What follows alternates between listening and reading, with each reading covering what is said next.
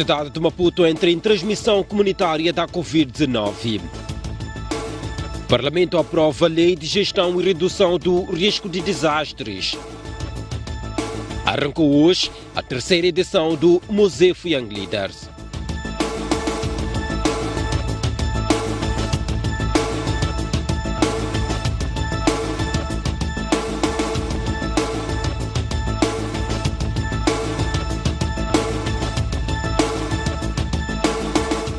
Muito boa noite, bem-vindo às notícias.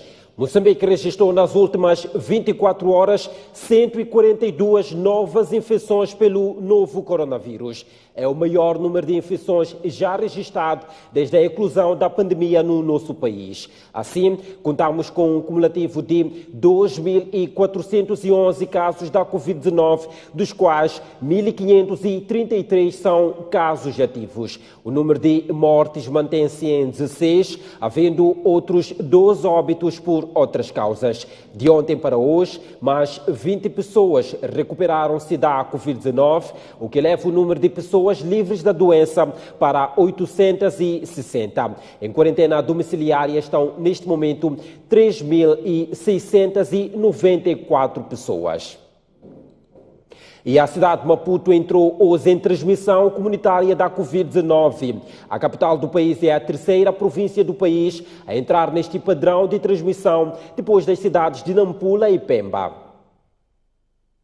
Temos estado a registrar um número crescente de casos de Covid-19, com ênfase nas últimas semanas, com um cumulativo de 611 casos positivos. A cidade de Maputo contribui com 25,3% de todos os casos positivos de Covid-19 no país. Os principais elementos da avaliação da situação epidemiológica de Covid-19 são como se segue. Primeiro, uma elevada percentagem de positividade das pessoas testadas. Na última semana, esta taxa de positividade é de 5,1. Mudança do perfil demográfico dos casos de Covid-19, sendo que atualmente afeta a pessoas de todas as faixas etárias. E o outro elemento é a dispersão geográfica dos casos de Covid-19 associada à cadeia de transmissão não conhecidas nesta cidade. Com este perfil epidemiológico, estão cumpridos os pressupostos de padrão de transmissão comunitária na cidade do Maputo. Assim, moçambicanas e moçambicanos, a cidade do Maputo é o terceiro local geográfico a nível nacional a transitar para padrão de transmissão comunitária, juntando-se às cidades de Nampula e Pemba. Enquanto isso, nas autarquias da cidade de Maputo e da Matola, os mercados, autocarros e paragens serão desinfetados com mais frequência, como forma de conter a propagação do novo coronavírus no âmbito da campanha Stop Covid-19. A medição da temperatura aos passageiros e a lavagem das mãos também são parte da iniciativa. 2 municípios, vários parceiros e um único objetivo: parar a Covid-19. Através da campanha Stop Covid-19, cerca de 300 jovens poderão desinfetar com mais frequência mercados, paragens, autocarros nos municípios de Maputo e Matola. Então, além da atividade de desinfecção das mãos, vamos também desinfetar os espaços e vamos desinfetar também as viaturas, tipo os transportes públicos. A ideia é tentarmos desinfetar no momento da transição, quando descarrega, para voltar a carregar, a gente desinfeta o carro. Num cenário em que já desinfetamos também as mãos antes das pessoas entrarem para as viaturas. Com esta campanha, que tem a duração de 2 meses, os municípios de Maputo e Matola esperam conter a propagação do novo coronavírus, numa altura em que as duas cidades são as que têm maior número de casos ativos. Iniciativa desta natureza, que visam o combate à pandemia, focado para o setor considerado crítico, portanto, os setores com maior aglomeração populacional, mercados, terminais e meios de transporte. Teria chegado em boa altura, quando nos últimos dias temos registrados casos positivos a aproximar-se a uma centena. No município de Maputo, esta campanha deverá abranger 20 dos 63 mercados existentes, para além de 15 das 347 paragens existentes e 5 terminais do nosso espaço geográfico. Com a promoção deste tipo de ações de prevenção, esperamos contribuir para a redução do índice de contaminação pela Covid-19 no seio das nossas comunidades. A campanha lançada esta segunda-feira em Maputo poderá abranger mais municípios em todo o país. Já a Universidade Eduardo Mondlane está a desenvolver investigações para a cura da Covid-19 recorrendo a plantas medicinais. O óleo de eucalipto afigura-se na lista das plantas em pesquisa e será submetido ao teste de eficácia no Serviço Nacional de Saúde. À medida que cresce o número de infecções em Moçambique e no mundo, a busca de estratégias de combate contra a pandemia mantém-se crucial. Nós consideramos que, com efeito, a Universidade Eduardo Mondlane está a desenvolver pesquisas para a cura do coronavírus a partir de plantas medicinais. Cada uma das nossas unidades tem tentado dar algum contributo para esta resposta. É uma situação nova para a qual nós não temos soluções. O que nós podemos fazer é tentar dar o nosso máximo para que o contributo seja melhor. As plantas medicinais já têm sido usadas há vários anos para tratamento de várias doenças. O grande problema com as plantas tradicionais é preciso descobrir o princípio ativo. E muitas vezes os princípios ativos são em quantidades relativamente reduzidas para curar uma doença. Então, o ideal seria que todos os testes estão sendo feitos, pudessem ter a verificação de qual é o nível do princípio ativo, para que eles possam servir de fato de cura, para não servir apenas de um placebo. Para já, o óleo de eucalipto está na linha da frente das plantas em experiência, mas poderá comprovar-se a sua eficácia após o teste a ser feito pelo Serviço Nacional de Saúde. O Departamento de Química tem feito alguma coisa em termos de extração de óleo de eucalipto, mas não podemos dizer que é um tratamento para a Covid-19, porque para que se chegue até lá precisam grandes passos e grandes estudos que depois devem ser confirmados por laboratórios devidamente acreditados. Para testar a sua utilização, isso teria que ser através do próprio Serviço Nacional de Saúde, não necessariamente nós como Universidade Eduardo Mondlane. As pesquisas da cura da Covid-19 estão neste momento a um ritmo considerado aceitável. Entretanto, o tempo que irão levar para que se chegue ao desejado continua uma incógnita. Aliás, Orlando Quilambo diz tratar-se de uma informação específica. Quilambo falava esta segunda-feira em Maputo durante a oferta de mais de 2.000 obras do falecido sociólogo Carlos Serra à Universidade Eduardo Mondlane. Por seu turno, o governo dos Estados Unidos ofereceu esta segunda-feira 50 ventiladores ao governo moçambicano em resposta aos desafios de combate à Covid-19. O ministro da Saúde, Armindo Tiago, afirma que estes equipamentos vão conferir maior flexibilidade no tratamento de pacientes severamente afetados pelo novo coronavírus. Os ventiladores ajudar-nos-ão a prosseguir o nosso trabalho, fornecendo uma assistência de maior qualidade para alcançarmos este nosso fim primário de salvar vidas. Ante uma situação de doença crítica, onde os ventiladores são chamados a contribuir para a melhoria do nosso trabalho. Não obstante o fato de ser um dos países mais afetados pela pandemia do coronavírus, os Estados Unidos entendem que o combate contra a doença constitui um desafio global de todos os países. Os ventiladores podem suportar o oxigênio nasal de alto fluxo, que os médicos do nosso vizinho África do Sul consideram muito úteis para casos graves. Esta doação insere-se no âmbito da parceria bilateral que dura mais de 3 décadas na área de saúde. E o Parlamento aprovou por consenso a Lei de Gestão e Redução do Risco de Desastres. O instrumento permite ao país fazer a gestão dos desastres naturais, incluindo pandemias.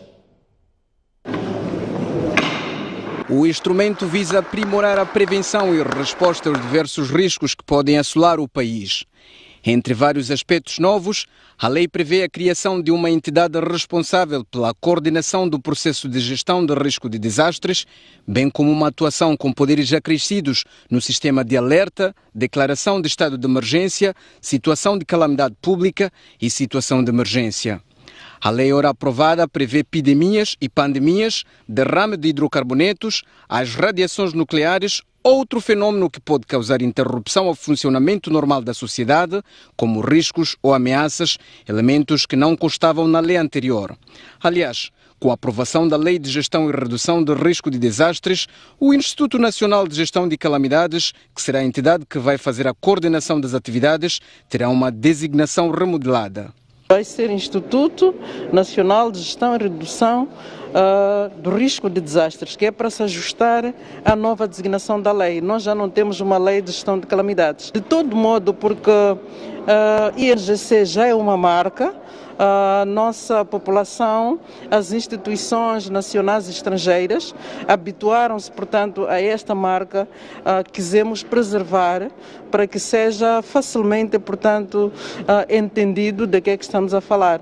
A aprovação da Lei de Gestão e Redução do Risco de Desastres insere-se no contexto do coronavírus, em que ao país é exigida a tomada de diversas medidas com vista à contenção da propagação da pandemia. Arrancou hoje a terceira edição da plataforma Mosefo Young Leaders. Sob o lema Vamos liderar a transformação, o futuro somos nós, personalidades nacionais e internacionais juntam-se a um fórum para debater assuntos da juventude. O futuro somos nós. Com os desafios impostos pela Covid-19, é no misto virtual e presencial que a Fundação Soico traz este ano mais uma edição do Mosefo Young Leaders. E é de olhos postos no futuro, com os pés firmes no presente, que os jovens são desafiados ao debate, centrando-se na busca de soluções para o desenvolvimento sustentável do país. Acho que a Fundação Soico traz aqui uma oportunidade importante para a juventude, para que olhe o país de uma forma muito dinâmica, olhe o país como parte integrante da sua vida. Por isso, o desenvolvimento sustentável está na bandeira principal desta fundação. Está na crença que com uma juventude forte e vibrante nós podemos fazer a diferença. Gostaria de apelar a todos vós para que participem, debatam e olhem para esses debates como uma contribuição para que tenhamos um país melhor.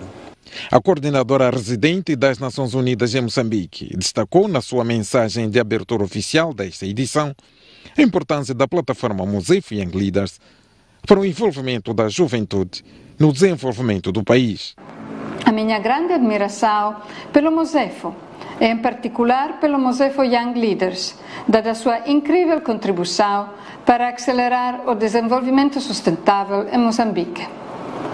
A plataforma Mosefo Young Leaders se torna ainda mais relevante este ano, em que Moçambique completa 45 anos de sua independência, ao impulsionar a juventude como o motor e o cérebro do desenvolvimento sustentável do país para todas e todos os moçambicanos.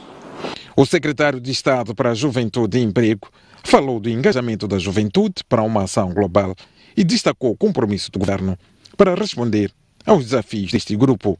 Nós, como governo, estaremos atentos a todos os debates que irão acontecer no Mosefo Young Leaders, como uma plataforma de buscarmos ideias de jovens para melhorarmos a governação em Moçambique, mas também para corrigirmos aquilo que poderá estar errado.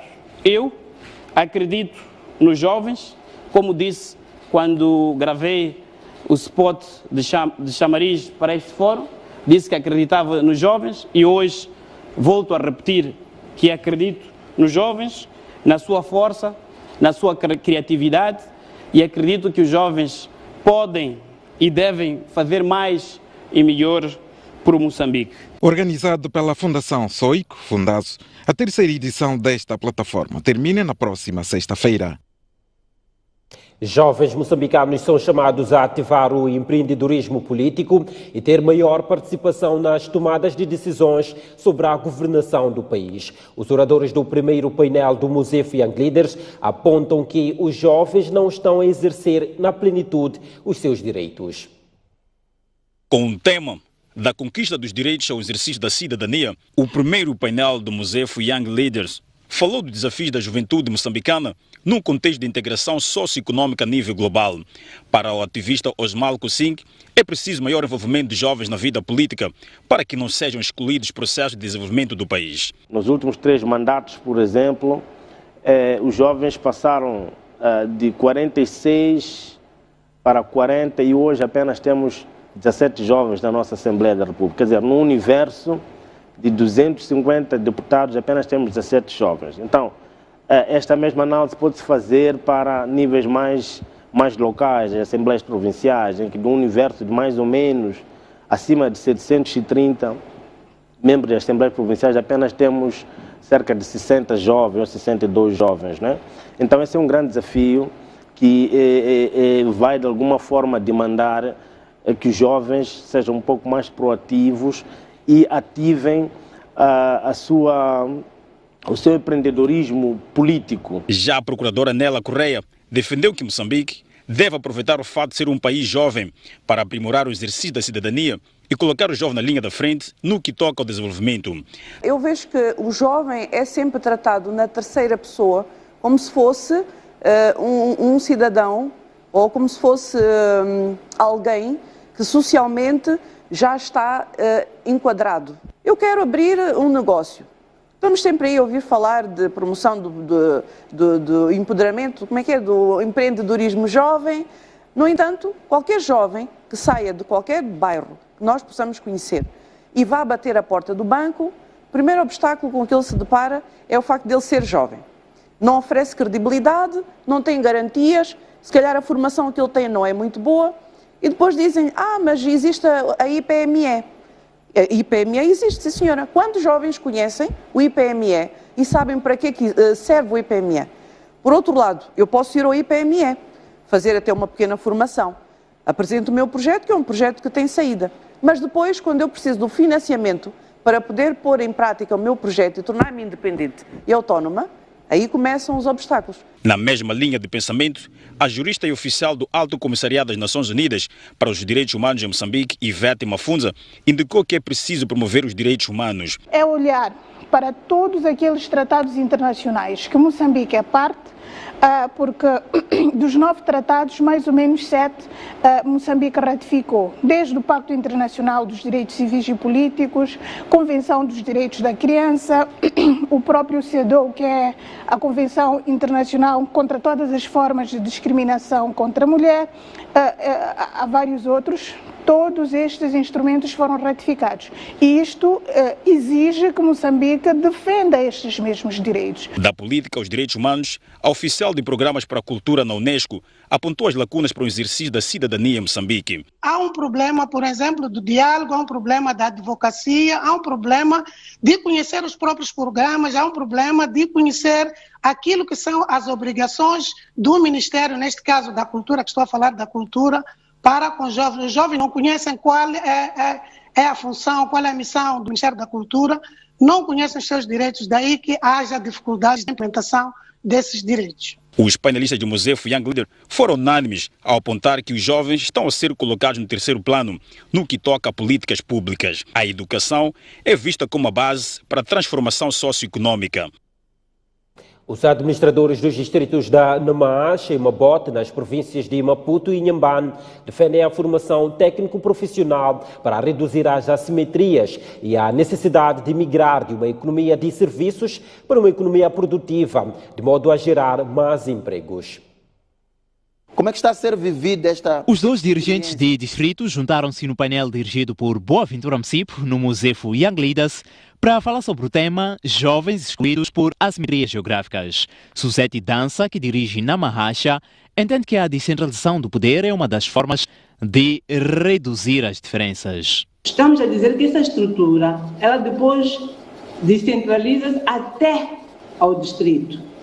E este processo de descentralização e de desconcentração, se quisermos, também vai criando esta redução de assimetrias, porque a prestação desses serviços de per si já vai fazer com que o jovem, a partir do ponto onde estiver, consiga ter alguma oportunidade. A formação é também outro caminho que aponta. Para que realmente haja esse espaço de inserção, há pressupostos que devem ser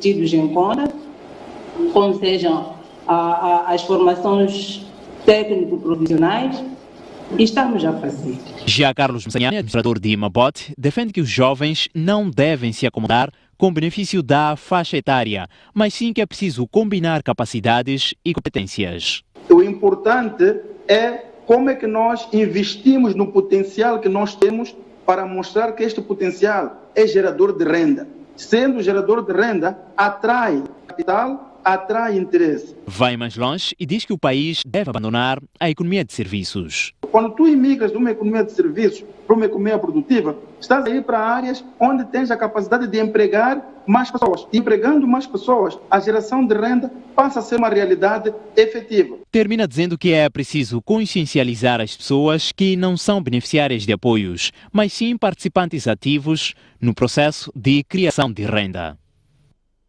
Ativistas sociais defendem que o país deve valorizar o voluntariado. No debate A3, Osvaldo Mauai, Benir Moana e Carla Frei realçaram a importância de incentivos para que jovens voluntários contribuam com o impacto na vida social dos moçambicanos. Voluntariado e ativismo juvenil. Este foi um dos temas debatidos no dia inaugural da terceira edição do Mosefo Young Leaders.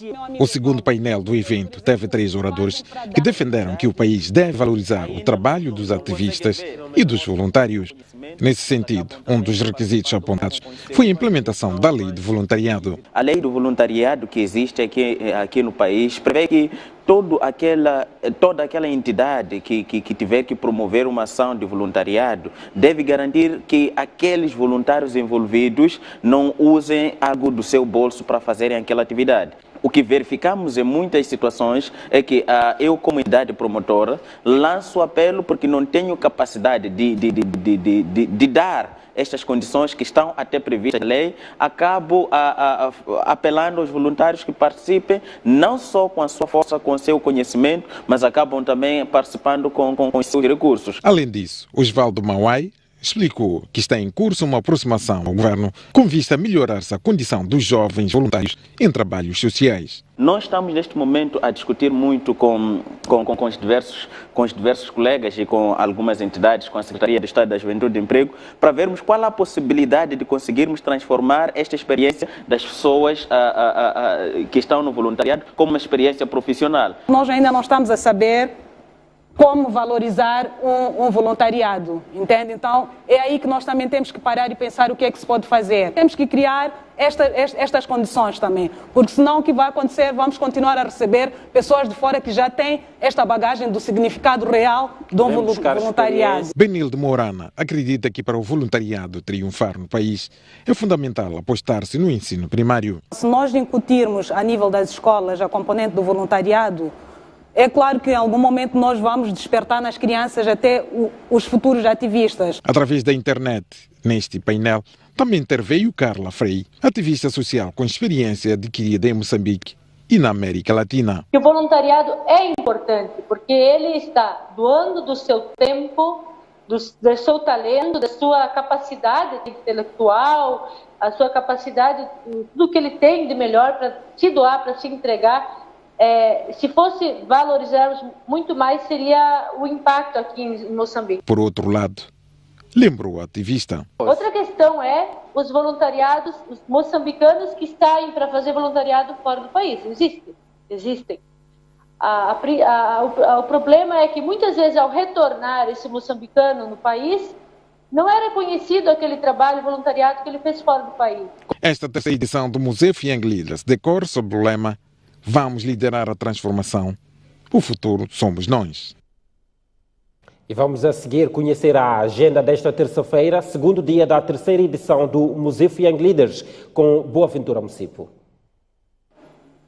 Hoje, segunda-feira, abordamos como tema central cidadania. Esta terça-feira vamos falar em termos de tema pilar sobre inclusão, futuro sustentável para a juventude.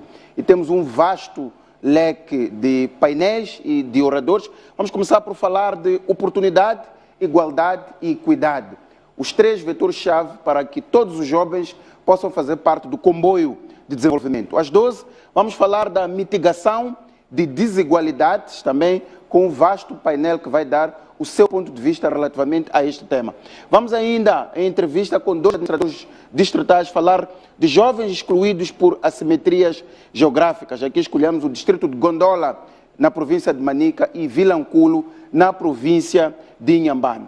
Vamos às 18 horas também abordar o tema Juventude, Literatura e Vida, e aqui trazemos um interveniente internacional conhecido pelos moçambicanos, Lázaro Ramos, que é ator e escritor.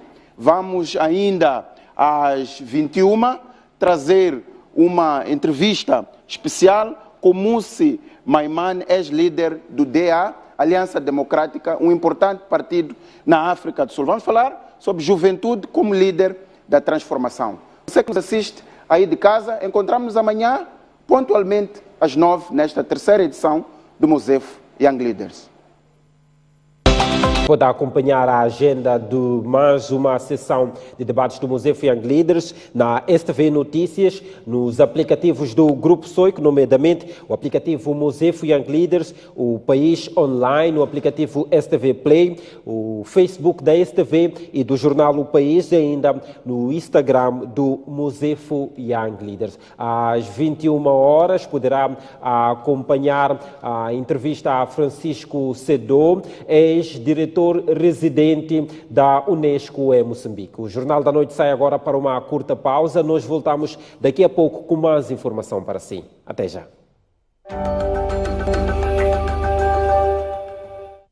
Estamos de volta ao Jornal. Moçambique acolhe no próximo dia 17 de agosto a 40ª Cimeira dos Chefes de Estado e de Governo da SADC. Diferentemente das cimeiras dos anos transados, a deste ano vai ser virtual devido à pandemia da Covid-19. O Presidente da República disse numa comunicação feita na tarde desta segunda-feira que Moçambique vai assumir a presidência rotativa da SADC por 2 anos. A cimeira vai ocorrer num contexto extraordinário em que o país e o mundo deparam-se com a pandemia da Covid-19, que impõe a implementação de medidas de restrição, o que nos impele à criatividade através da capitalização das plataformas digitais para levar avante os objetivos traçados no quadro da integração política, econômica e social da região. Esta cimeira coincide com as comemorações do 40º aniversário da fundação da nossa organização regional e ocorre num contexto e circunstâncias em que os nossos países precisam de redobrar os esforços com vista à implementação da estratégia e roteiro da industrialização, o alcance dos Objetivos de Desenvolvimento Sustentável e as metas definidas na Agenda 2063 da União Africana. Nesta cimeira, a República de Moçambique vai assumir a presidência da SADC, numa altura em que o país é também membro do Conselho de Paz e Segurança da União Africana desde março de 2020, para um mandato de 2 anos. Os deslocados dos ataques terroristas continuam a chegar às zonas consideradas seguras em Cabo Delgado. O Instituto Nacional de Gestão de Calamidades está a atualizar os dados para avaliar as necessidades das famílias e a capacidade de resposta. O O aumento de número de deslocados de ataques terroristas em Cabo Delgado foi confirmado pela Delegação Provincial do Instituto Nacional de Gestão de Calamidades, que não está conseguindo dar uma resposta à altura das necessidades das pessoas que vão chegando às cidades e vilas. Nossa população está a sair das suas zonas porque muitas perderam os seus bens na totalidade, não é? Então nós precisamos que as nossas populações tenham pelo menos o mínimo que possam viver com eles. Entretanto, para minimizar o sofrimento de milhares de pessoas que fugiram dos ataques terroristas, o Banco Nacional de Investimento doou ao INGC comida, roupa e cobertores, que são as atuais necessidades básicas dos afetados. 1000 mantas, 1000 capulanas e 500 máscaras. Temos plena consciência de que estas quantidades são insignificantes para aquilo que são as necessidades da província para fazer face às dificuldades, aos problemas das comunidades refugiadas para a cidade de Pemba, mas foi o que... Além de comida, roupa e um abrigo condigno, as mais de 200 mil vítimas dos ataques terroristas também precisam de utensílios domésticos, especialmente panelas, pratos e baldes. Mais de 34 mil telefones celulares e 3.400 frascos de perfumes não declarados foram apreendidos no último fim de semana na cidade da Beira pela Autoridade Tributária de Moçambique por alegada fuga ao fisco. As diversas quantidades de telefones celulares e perfumes foram apreendidas minutos depois de saírem do recinto portuário da Beira em direção ao centro da cidade. As mercadorias estavam acondicionadas neste contentor e o caminhão foi interpelado por uma unidade móvel da Autoridade Tributária de Moçambique com o objetivo de aferir a conformidade da mercadoria. A documentação indicava que neste contentor seguiam apenas 2.000 celulares contra 34 mil contabilizados pelas autoridades, e nenhum frasco de perfume havia sido declarado numa clara tentativa de fuga ao fisco. Denota-se aqui claramente que há uma tentativa de ofuscar a verdadeira informação ou falsas declarações, porque é preciso perceber que estas falsas declarações produzem efeitos em termos de redução da carga fiscal por parte de quem importa. E feito o trabalho de rotina, como disse, pelas nossas brigadas móveis, feita a conferência, constatou-se que, de facto, as 170 caixas declaradas inicialmente iriam indicar uma presença de cerca de 2.000 ou 3.000 unidades de celular apenas. Mas feita a conferência, constatou-se que temos aqui 34 mil unidades, o que é uma diferença muito grande. Nesta operação ilícita, o Estado iria perder cerca de 1 milhão de meticais. A fuga ao fisco em Sofala tem sido recorrente por parte de alguns comerciantes nacionais e estrangeiros desonestos.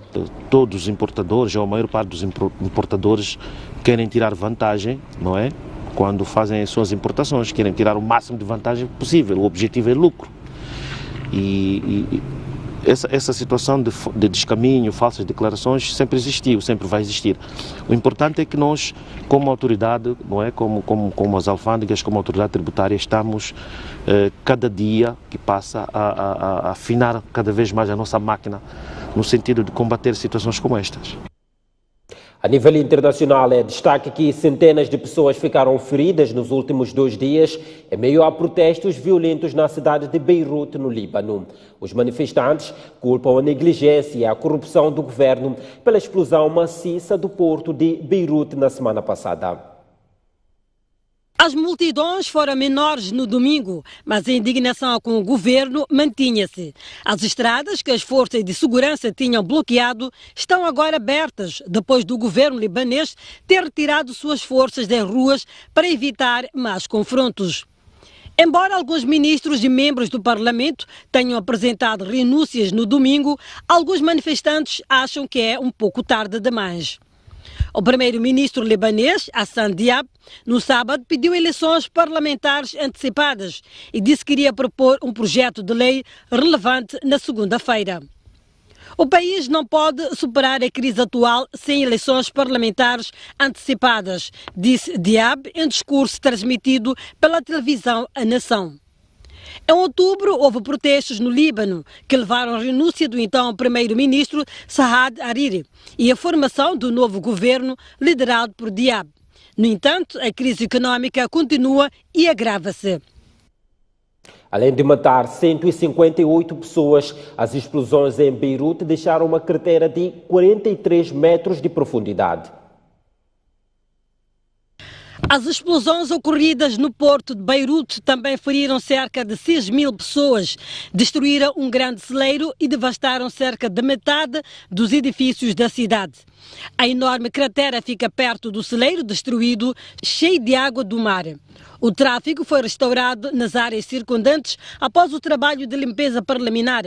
No entanto, os moradores da área precisam encontrar outros abrigos, pois os prédios residenciais em frente ao porto tiveram as suas estruturas danificadas e não podem ser reparadas em pouco tempo. A segunda etapa do trabalho de limpeza é focada no centro das explosões e no celeiro destruído. As autoridades locais planearam restaurar o uso do porto de contentores para transferir os produtos que chegam aos importadores, a fim de garantir a segurança alimentar. Os portos de Tripoli e Saida substituirão parte das funções do porto de Beirute. O Jornal da Noite sai para uma curta pausa, mas antes convido o estimado telespectador a se informar sobre a previsão do estado do tempo para as próximas 24 horas. Começamos pela região sul do país, com a cidade de Maputo a registrar uma previsão de máxima de 26 graus, de mínima de 16. Xai-Xai, igualmente 26 graus de máxima e 14 de mínima. Inhambane, 27 graus de máxima e 16 de mínima. Na região centro do país, Beira, 27 graus de máxima e 13 de mínima. Quelimane, 27 graus de máxima e 12 de mínima. Chimoio, 26 graus de máxima e 11 de mínima. E Tete, 30 graus de máxima e 15 de mínima. Já na região norte do país, Nampula, 27 graus de máxima e 15 de mínima. Pemba, 27 graus de máxima e 18 de mínima. E por fim de Xinga, 25 graus de máxima e 11 de mínima. Até já. Estamos de volta ao jornal. O selecionador nacional de futebol, Luís Gonçalves, diz estar satisfeito com o relaxamento das medidas de prevenção da Covid-19 para o regresso aos treinos dos Mambas, mas sublinha que tal só será possível se estiverem criadas as condições sanitárias ideais. O governo autorizou o regresso aos treinos dos Mambas, que têm jogos marcados para novembro, nomeadamente a dupla jornada diante dos Camarões, de qualificação ao CAN 2021.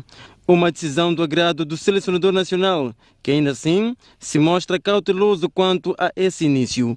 É uma informação muito positiva e demonstra que o governo e a Secretaria de Estado do Desporto realmente estão com a seleção nacional. Isso é importante para que a seleção, naturalmente, depois, se confirmar que vamos ter os jogos em novembro com os Camarões, como tudo indica, nós estaremos melhor preparados. Entretanto, o regresso aos treinos dos Mambas será faseado, devendo iniciar apenas com os jogadores que atuam internamente, seguindo-se depois um estágio pré-competitivo. Este estágio vai acontecer com os jogadores que estão em Moçambique, que normalmente participam no Moçambola. Nós temos ainda a data FIFA de outubro e nessa data FIFA de outubro procuraremos fazer 1 ou 2 jogos de preparação. Luís Gonçalves mostrou-se ainda preocupado com alguns jogadores selecionáveis que ainda não retomaram os treinos, casos de Domingues, mas satisfeito com os que já estão a jogar. Preocupa-me naturalmente o Domingues não estar integrado na sua equipa. Caso retomem os treinos, Mister, ele será integrado no grupo dos jogadores que estão aqui em Moçambique? Provavelmente, se ele continuar em Maputo, provavelmente uma vez por semana ou até um pouco mais, vou recebendo informação e vou procurando saber informação. Mas alguns deles já começaram a pré-época, outros estão a começar ou começarão na próxima semana. Os Mambas lideram o grupo de qualificação ao CAN 2021 com os mesmos 4 pontos dos Camarões, seu adversário de novembro, e tem ainda uma frente de qualificação mundial do Qatar em 2022. O diretor nacional do Desporto para Alto Rendimento, Francisco da Conceição, diz que o Costa do Sol e a União Desportiva do Songo estão autorizados a regressarem aos treinos, mas só depois da confirmação das datas dos respectivos jogos nas afrotaças. Os Mambas e a equipa sénior masculina de basquetebol do Ferroviário de Maputo é que podem retomar a qualquer momento. A informação da retoma aos treinos para o Costa do Sol e a União Desportiva de Songo foi vinculada a semana passada, mas a ação ainda não se concretizou, ou seja, os clubes ainda não iniciaram com os seus trabalhos. Esta retoma só será possível após a marcação do jogo das afrotaças pela Confederação Africana de Futebol. Ainda não existem datas para essas equipes competirem. Portanto, ainda está em curso a realização das competições referentes ao ano passado, nomeadamente a meia-final, a fase final, por aí em diante, o que quer dizer que a CAF ainda não marcou as datas de realização, portanto, desses jogos. O contrário acontece com os Mambas, bem como com a equipa sénior masculina de basquetebol do Ferroviário de Maputo, que já tem datas para as provas internacionais. No caso da Seleção Nacional de Futebol, os Mambas tem a data FIFA, não é? Em outubro, creio que do 8 a 13 de outubro, e também tem em novembro, e essa não está desmarcada. Quer dizer que a qualquer altura a Seleção Nacional pode jogar. É necessário que imediatamente eles comecem a trabalhar no sentido de, paulatinamente, irem encontrando o ritmo suficiente, o ritmo necessário, mas também, em termos de clubes, o Ferroviário de Maputo em basquetebol, que tem um compromisso internacional da FIBA África e da NBA em novembro próximo. O Costa do Sol, campeão nacional, e a União Desportiva de Songo, vencedora da taça, vão representar o país nas competições africanas. A CAF ainda não marcou as datas do início da época 2020-2021, porque ainda falta por realizar as meias finais e a final da época 2019-2020, interrompida devido à pandemia da Covid-19. O piloto moçambicano Rodrigo Almeida venceu ontem o Touring Car Series, prova de resistência realizada em Misano, na Itália. Em dia de estreia absoluta nas provas de endurance, resistência, ao volante de um Golf GTI da Elite Motorsport Volkswagen, Rodrigo Almeida brilhou na Misano World Circuit Marco Simoncelli, na cidade italiana de Misano. O piloto, que competia ao lado do italiano Gabriele Volpato, foi mais rápido que as duplas Alessandro Altoe, Alfredo Di Matteo e Hermano Dionísio Giancomo Barri, do Team Italy Audi. O piloto de 16 anos já participou em prestigiados troféus WSK, RGMMC, Campeonato Europeu KZ2 e Mundial da SIC FIA na Itália, Espanha, França e Bélgica. Em reconhecimento do seu potencial, foi integrado na reconhecida equipa DR Racing do ex-campeão mundial Danilo Rossi. Na cultura, o músico angolano Valdemar Bastos morreu ontem em Portugal, vítima de doença prolongada. Bastos foi uma das maiores figuras da música feita nos países africanos de língua oficial portuguesa. O compositor angolano, galardoado com o prémio New Artist of the Year nos World Music Awards em 1999, estava em tratamento oncológico há um ano, de acordo com as autoridades angolanas. Valdemar Bastos foi Prémio Nacional de Cultura e Artes em 2018 e a mais importante distinção do Estado angolano.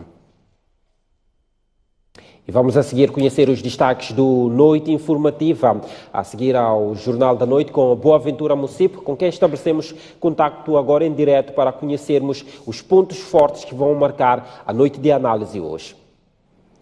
Muito boa noite, António Tiwa. Boa noite aos nossos telespectadores. A capital de Moçambique foi declarada hoje zona de transmissão comunitária. Vamos discutir aqui o que isto significa e que tipo de intervenção é que tem de haver ao nível da capital do país e não só.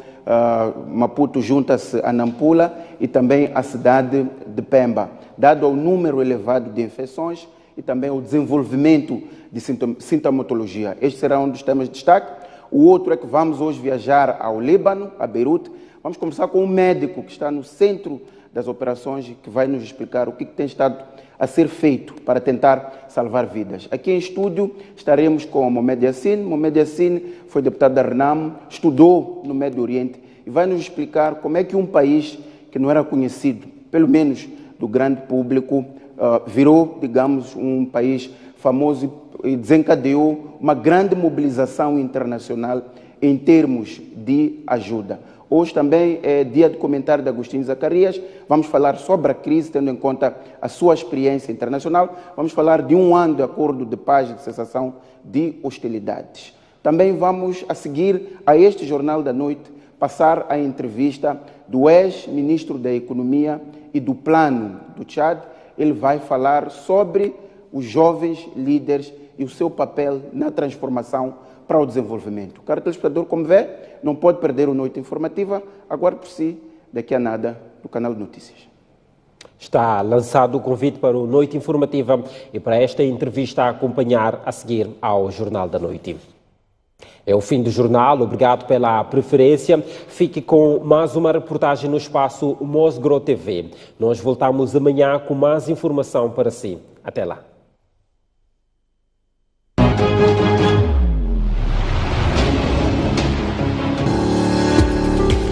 A empresa de comercialização agrícola ECA, baseada em Catandica, sede do distrito de Barue, foi estabelecida em 2011 por Moisés Muxaia e um outro parceiro chamado Grand Tyler.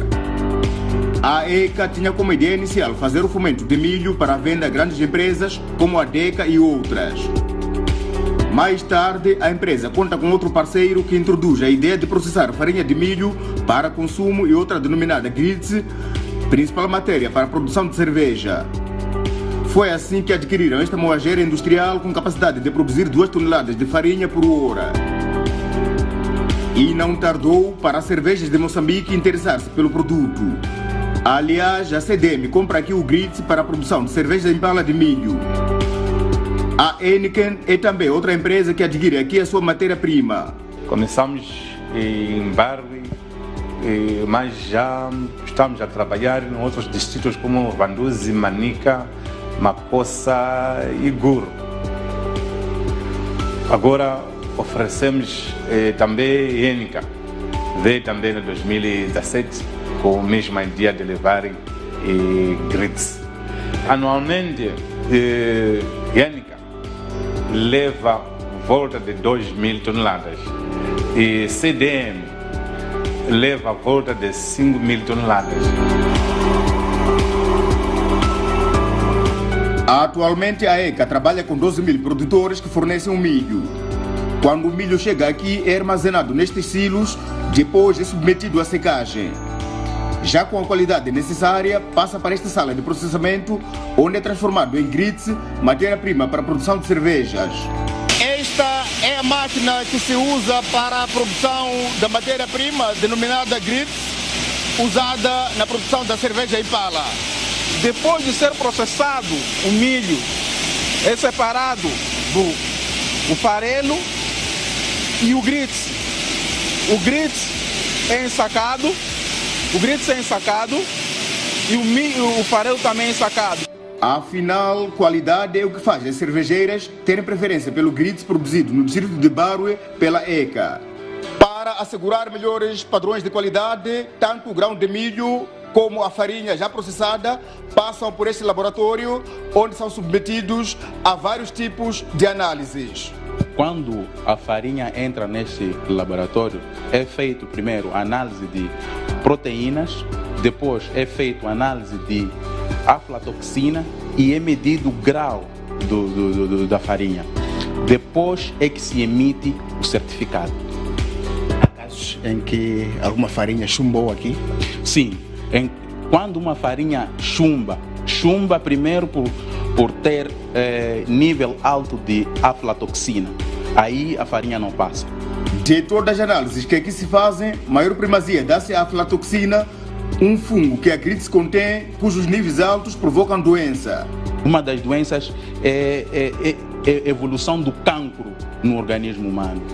Então, nível alto da aflatoxina cria problemas para a saúde. Enquanto isso, os mais de 12 mil produtores que aqui fornecem milho olham para a ECA como um verdadeiro balão de oxigênio que veio absorver os seus rendimentos que antes tinham dificuldades para comercializar. Um destes produtores é Langton Charles, que não esconde a sua satisfação. É grande empresa para nós vendermos nosso milho e em bom trabalho, em bom dinheiro. Ele costuma vir na nossa área para milho.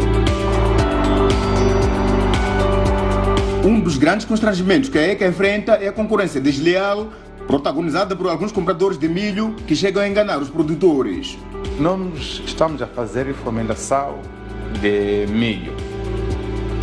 Daí nós gastamos dinheiro em compra de adubo, em compra de semente para dar aos produtores. Quando chega tempo de compra, tem alguns compradores, todo esse tempo de produção está em casa. Chega tempo de compra desses produtos, eles também estão a fazer competição conosco. E outros chegam com balanças mal equilibrado, depois fala preço alto, quando ele sabe ele vai ganhar porque a balança dele não está bem equilibrada. Mas, em todo caso, os camponeses agora, por causa de educação, nós sempre andamos a dar a eles, através de nossos técnicos, já está a entender essas coisas. Mas isso não abala a empresa, até porque a ECA já é solicitada por algumas firmas para fazer análises laboratoriais dos seus produtos. A ECA agora faz análise de farinha para muitas empresas. Empresas está baseado aqui em Manica, outro está baseado em Beira, outro está baseado em Luxinga. E eles mandam a farinha dele, nós fizemos análise, depois produz um certificado para eles e ver como que é a farinha dele.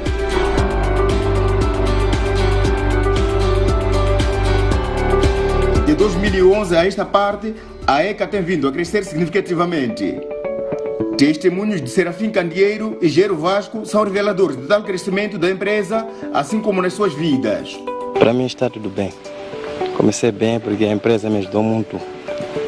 Consegui construir minha casa. Acabei também com cobertura. O que estou a ver, muita coisa está a mudar na minha vida e na minha casa. Consegui construir casa e meus filhos estão indo na escola, estão a estudar e até o estudo está a andar bem. A ECA, além de fornecer matéria-prima para a produção de cervejas no país, o seu farelo já chega na África do Sul, mas não é tudo. Precisa de conquistar mais mercados no panorama internacional.